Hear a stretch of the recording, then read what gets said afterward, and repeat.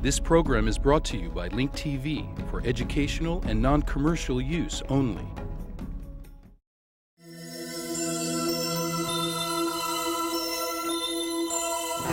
Mosaic, a daily news program from Link TV, presents a selection of news reports from independent and state-controlled broadcasters from throughout the Middle East.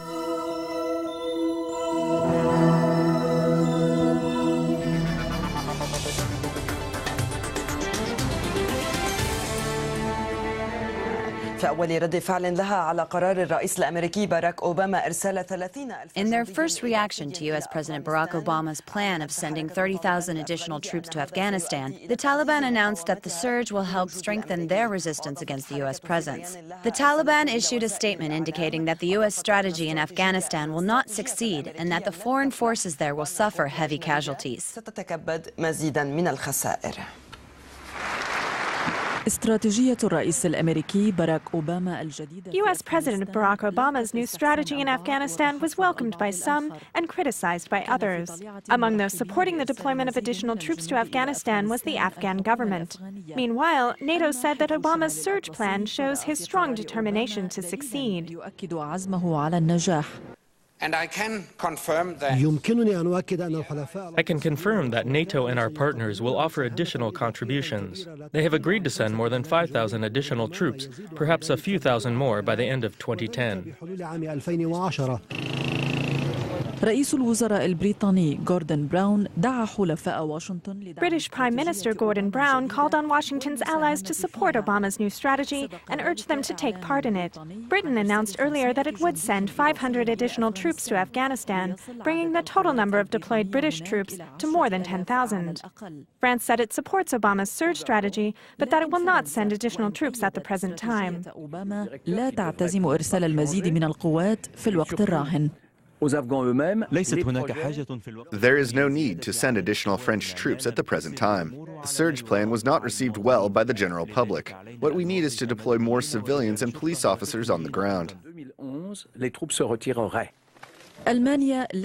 Germany has not made a decision regarding the troop surge in Afghanistan, pending the outcome of the International Conference on Afghanistan scheduled at the end of next January in London.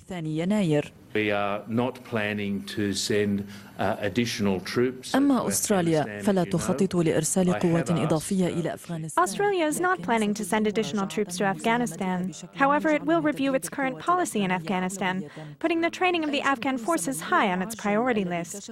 Meanwhile, some strategists at the Pentagon were surprised by the rushed timetable given by Obama, as they expected the deployment process to take between 12 to 18 months. لنشر القوات من أجل تعزيز القوات الأمريكية المنتشرة في منطقة الحرب وقوامها 68,000 جندي لكن ربما There are currently 68,000 U.S. troops deployed in the war zone in Afghanistan. Obama said in his speech that any reduction in the number of troops is contingent on the security situation on the ground. This will give Obama an opportunity to change his exit strategy if deemed necessary. وإن تم تنفيذ الإطار الزمني فسيبدأ الجنود في العودة إلى الوطن قبل المحاولة المتوقعة. Based on the current exit strategy, U.S. troops will start to return home before the 2012 presidential election, in which Obama is expected to run. Ula Zahardin, BBC.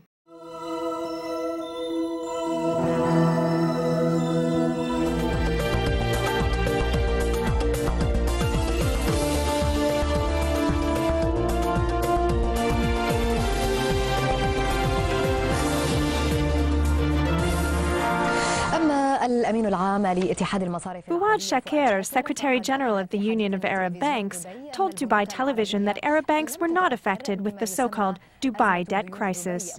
He said that the matter was caused by a temporary shortage of liquid funds, not an inability to pay loans. Shakir criticized the media outlets that exaggerated the story, saying that they tend to be speculative instead of understanding the problem in depth. There are enough funds to pay all debts. The current debts are commercial. Dubai World did not say that it will not pay its debts. It only said that it wants to postpone paying them for a certain amount of time.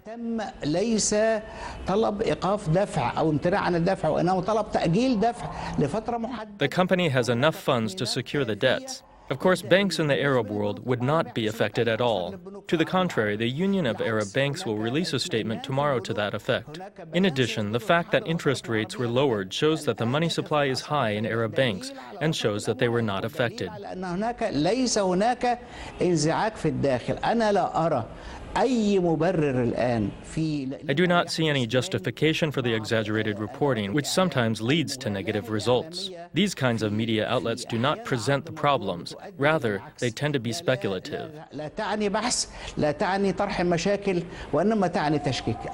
I do not see any justification at all for the exaggerated reporting.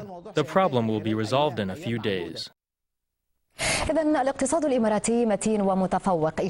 Arab Union for Real Estate Development also released a statement saying that the Emirates' economy is strong and advanced, and reiterated their confidence in the Emirates' economy in general and Dubai's economy in particular. The union expressed its deep appreciation for the stable economy of Dubai because of its strength and transparency, and stressed that the banking system in the Emirates is praised worldwide. He also said that Dubai is known as a successful and influential financial center.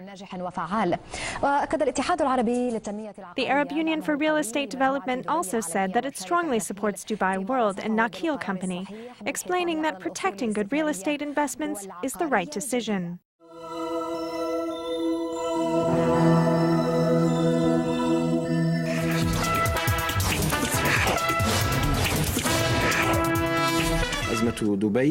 The financial crisis of Dubai has revealed the fears and concerns of foreign workers in regards to their future. The Emirate of Dubai has built its economic success on many groundbreaking projects, most notably in the real estate and tourism sectors. But today it is facing the risk of bankruptcy because of the financial crisis. A lot of these projects have been put on hold, and unskilled workers coming from India and Bangladesh have been the first to be affected. As far as the crisis is concerned, our company should be able to sustain us and its rules should be applied. We expect them to keep their word when they tell us something, but we can't even complain. Labor laws for foreigners in Dubai do not mention compensation or social assistance in the case of unemployment. The result is the presence of a big number of unemployed workers waiting for eventual employment. And we want to work here. We want to work here, but no one is hiring us. Our situation is very dire. We don't have any money or food. Money, and we are unable to take a food. Foreign migrant workers need a visa to enter and receive one on the condition of having secured employment. So when they lose their jobs, they are asked to leave the emirate. Thousands of workers have returned to their country of origin, and those who have remained have become illegal workers. If you are an illegal worker, you are more likely to be exploited because you don't have any basic rights, and there's no one to go to in case of ill treatment. The Emirate of Dubai shook the financial markets after it announced its inability to repay its debt on time. This matter has affected thousands of workers who are anxiously waiting to know their fate. From Dubai, I have our France 24 correspondent, Nadine Huehbi. Nadine, we begin with the issue discussed at the end of the report. Are large numbers of workers expected to be laid off because of this crisis? We are talking about 1.2 million expatriates in Dubai alone. Some companies belonging to the government are expected to be laying off workers. However, these are just rumors and nothing has been confirmed so far. No official statement has been put out. These are just rumors coming from the employees of the concerned companies. There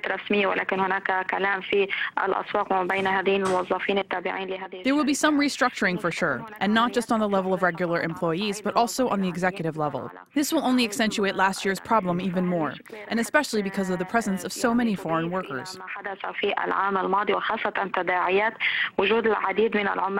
We are not simply talking about construction and real estate workers, but also about regular employees. This is especially bad news as far as the banking industry is concerned.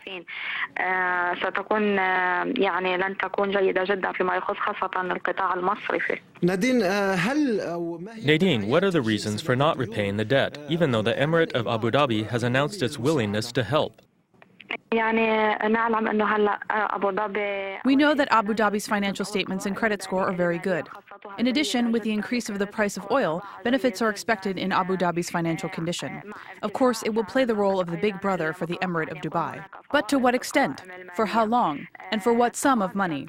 And will it help by giving Dubai a handout or by issuing bonds? And are these bonds going to be secured by large companies in Dubai or not? All these questions remain unanswered.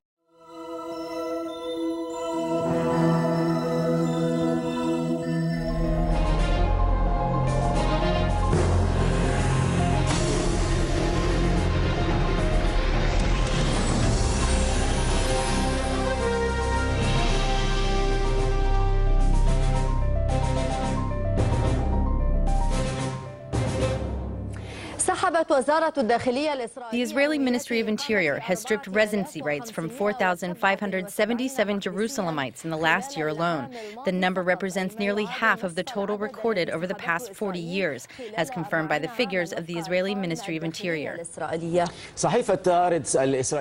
Israeli Haaretz newspaper, which published these figures, said that revoking Palestinian residency cards has largely increased. Since the occupation of Jerusalem in 1967 and until 2007, Israel has revoked the residency rights of more than 8,500 Jerusalemites. Haaretz newspaper published a secret report issued by the European Union saying that the municipality of Jerusalem is seeking to change the demographics of the city. The municipality is also aiding the settlers to seize control of Arab real estate and homes. The report added that the municipality discriminates against the Jerusalemites in all walks of life. The newspaper added that the report could serve as a platform for the Swedish draft resolution, declaring occupied East Jerusalem as the capital of the Palestinian state. The number of Jerusalemites whose Israeli residency cards have been revoked during 2008 has risen by a factor of 21, based on the official figures of the Israeli Ministry of Interior. The Center for the Defense of the Individual mounted pressure on the Israeli Ministry of Interior to publish the report. From 1967 until 2007, more than 8,500 residency cards have been revoked by Israel. In contrast, Israel has revoked more than 4,500 residency cards in 2008 alone. Fadi al-Zarani is living with her family in the old city of Jerusalem. Fadi is one of many who lost their residency rights in light of the Israeli policy, which aims to expel Arab residents from Jerusalem. I can't imagine how a judge with a clear conscience can rule against a woman, forcing her to leave her daughter, husband, and her family and move elsewhere. I was born and raised here and still live here. These numbers were revealed by a report that was prepared by European consulates in Jerusalem and Ramallah. The report accuses Israel and the Jerusalem municipality of systematically working towards changing the demographic character of Jerusalem and isolating it from the West Bank. The report even accuses the Israeli government of conspiring with settlers to take over the homes of Arab residents in Jerusalem. The report also accuses Israel of neglecting Arab neighborhoods in Jerusalem, which lack garbage, health services, and schools, as well as not granting Palestinians building permits. The report was the basis of a Swedish draft resolution that will be discussed in the meeting of European foreign ministers, and it seems that it will declare East Jerusalem as the capital of the future Palestinian state. This is a violation of international law. It means that Arabs are being expelled from Jerusalem. Israel annexed Jerusalem, and the international community does not recognize this. This is an expulsion of the Palestinians and is in tune with the Israeli policy that was announced several years ago, with the objective of achieving a Jewish majority in Jerusalem. The report calls for strengthening the Palestinian Authority's institutions in East Jerusalem and reopening the Oriental House. This means that European consulates will not be meeting Israeli officials in occupied East Jerusalem. Rather, they will increase their meetings with Palestinian officials there. If this decision is made, it will support Palestinian Authority institutions in East Jerusalem, and of course it will help the Arab residents to stay steadfast in East Jerusalem. It's important for the draft resolution to be adopted. We think that this is a positive step.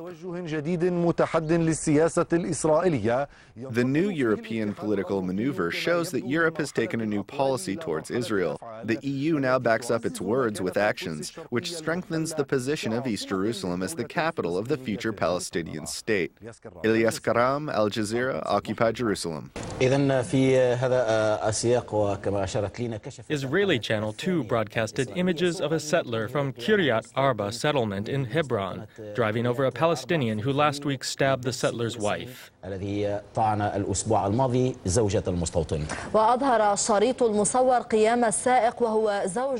video images shows the driver, who is the husband of the female settler stabbed last week, driving over the Palestinian man several times by going back and forth over him.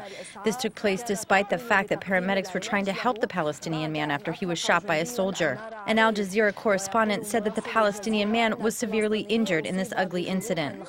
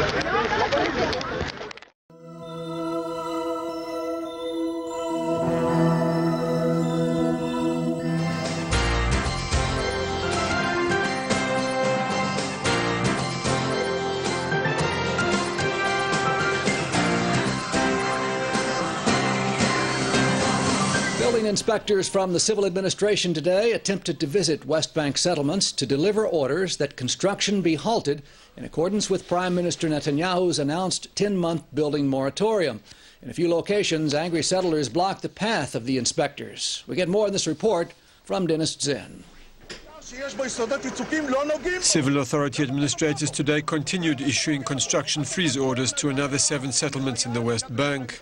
Residents of some communities were expecting the delivery and tried to prevent the officials from entering the construction sites. At Kiryat Arba and at Shavei Shomron, scuffles broke out before the documents were presented. Many residents said they do not intend to follow the instructions and prefer to face the consequences. At the Har Gilo community outside Bethlehem, settler leader Shaul Goldstein said the order he was issued with is blatantly illegal. We came to Har Gilo to confront the supervisors who are doing the job of peace now and reporting to other governments, I don't know to whom, about construction here. All the construction in Har Gilo is totally legal, with permits, with approvals of the Minister of Defense, and the way they put the warrant, from my point of view, is immoral and illegal. However, unlike the Gilo neighborhood of Jerusalem, the area of Har Gilo was never annexed to the capital and thus will have to abide by the 10-month construction moratorium. Meanwhile, Defense Minister Ehud Barak today toured the West Bank and met with some of the soldiers and commanders who will have to enforce the building freeze. Unlike his waning popularity in the Labour Party, Barak is warmly welcomed in the IDF. Barak told the soldiers that the government decision will be enforced totally, with no exceptions. However, he said he believes the settler leadership is responsible and patriotic and will not let the situation deteriorate. Dennis Zinn, IBA News. Next week, the European Union will officially call for Jerusalem to be divided and to serve as the capital of both Israel and Palestine. The Haaretz Daily reports today that the move is being spearheaded by Sweden, which holds the rotating presidency of the EU. The draft document, authorized by Stockholm, further implies that the EU would support a unilateral declaration of statehood by the Palestinians. The EU foreign ministers are expected to approve the document when they convene in Brussels on December 7th for a 2-day meeting on the Middle East peace process. Responding to the report, the Foreign Ministry here in Jerusalem today issued a strong statement charging that the position being proposed by Sweden harms the peace process as well as the European Union's ability to take part as a significant mediator in the process.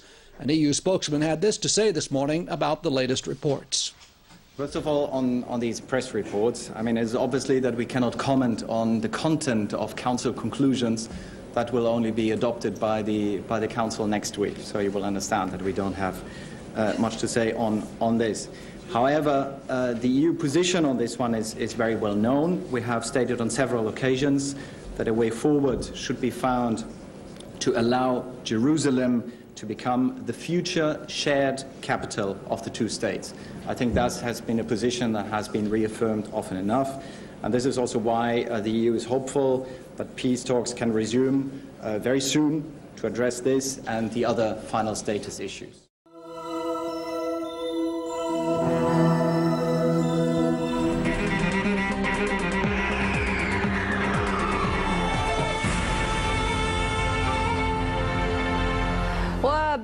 Jewish settlers continued practicing their favorite hobby in Arab neighborhoods in East Jerusalem, the hobby of seizing Palestinian homes.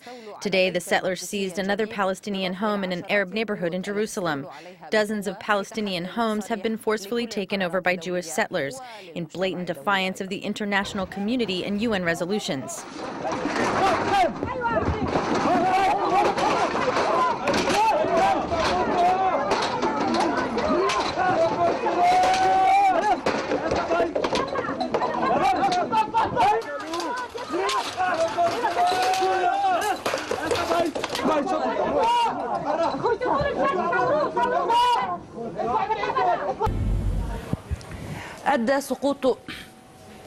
In another development, a rock fell from the Lebanese side of the border into Israel. The incident caused alarm among the Israeli army and the international forces deployed in southern Lebanon. It wasn't a missile or a mortar shell that sent the UNIFIL force in southern Lebanon on high alert. It was just a rock that fell over the border between Lebanon and Israel.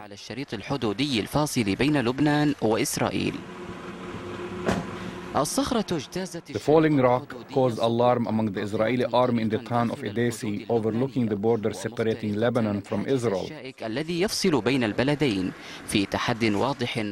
The rock fell over a road inside Lebanon, then rolled over a fence into Israel.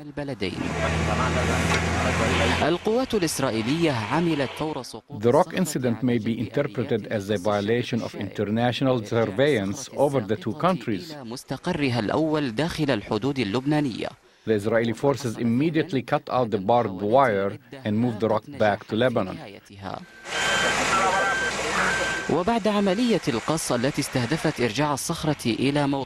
After taking the rock back, the Israeli army mended the fence which stretches along the border between Israel and Lebanon.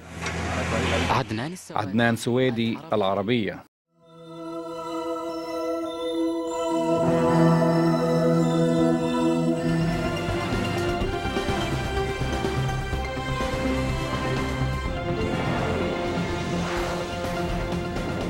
Iran has released the 5 British nationals that were detained in its territorial waters last week. Authorities have said the Britons were freed after it became evident that they had inadvertently entered Iranian waters. The British nationals were detained by the Islamic Revolution Guard Corps' naval forces on November the 25th. This is not the first time that British nationals have trespassed into Iran's territorial waters. In March 2007, Iranian forces detained 8 British Royal Navy sailors and 7 Marines over their illegal entry into the country's waters. They were released the following month. The UK's Foreign Secretary has hailed Tehran for what he calls the professional handling of trespassing of British nationals into Iranian waters. Well, back in Iran, protesters have gathered outside the British embassy demanding the alleged killer of Neda Agha Sultan to be handed over to Iran to stand trial. As part of the demonstration, Tehran University drama students reenacted Neda's murder during Iran's post-election unrest in June. The street performance described Arash Hejazi's involvement in the case.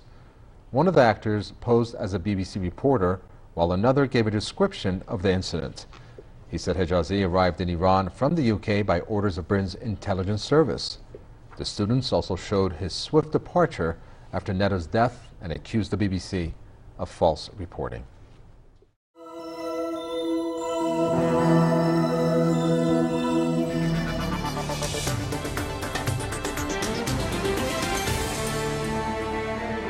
The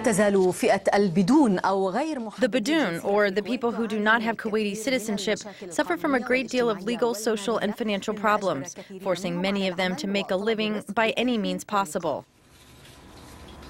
في بلد المال والأعمال In Kuwait, the country of luxurious homes and cars and the easy life, many tend to forget that a group of people live under the poverty line. Here in Kuwait, 17-year-old children who are burdened by life's difficulties are forced to find a source of income to support their families.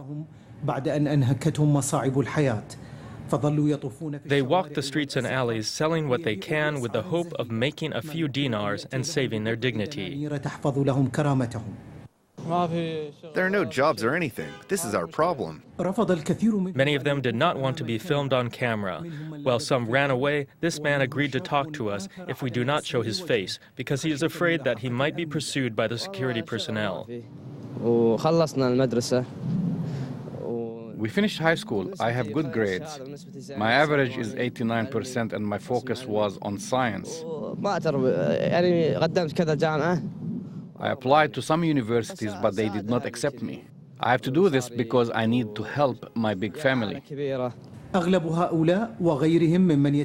Most of these people and others who beg for money or are forced to take on low-paying jobs are from a group of people known as the Badoons. Because they do not have Kuwaiti citizenship, they live in misery and poverty as they no longer expect people to care about their suffering. Their plight is not on the minds of politicians, businessmen, and influential people.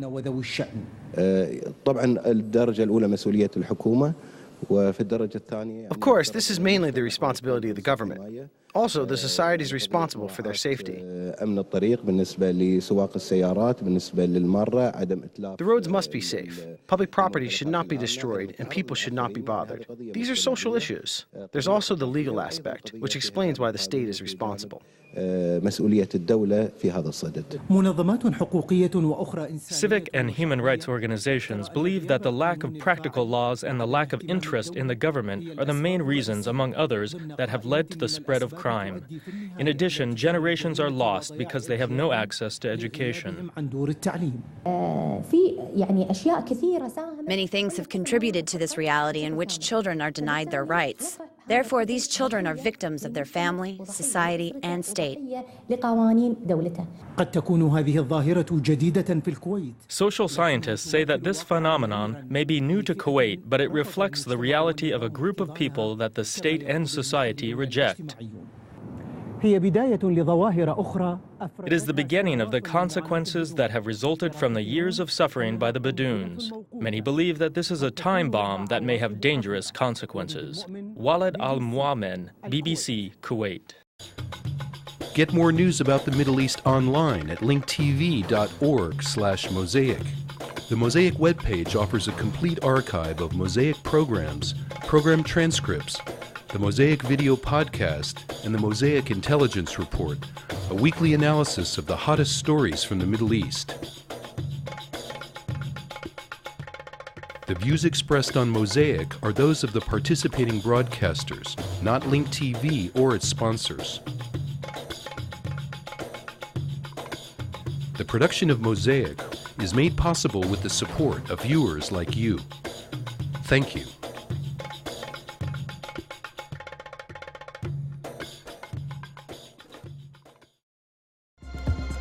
This program is brought to you by Link TV for educational and non-commercial use only.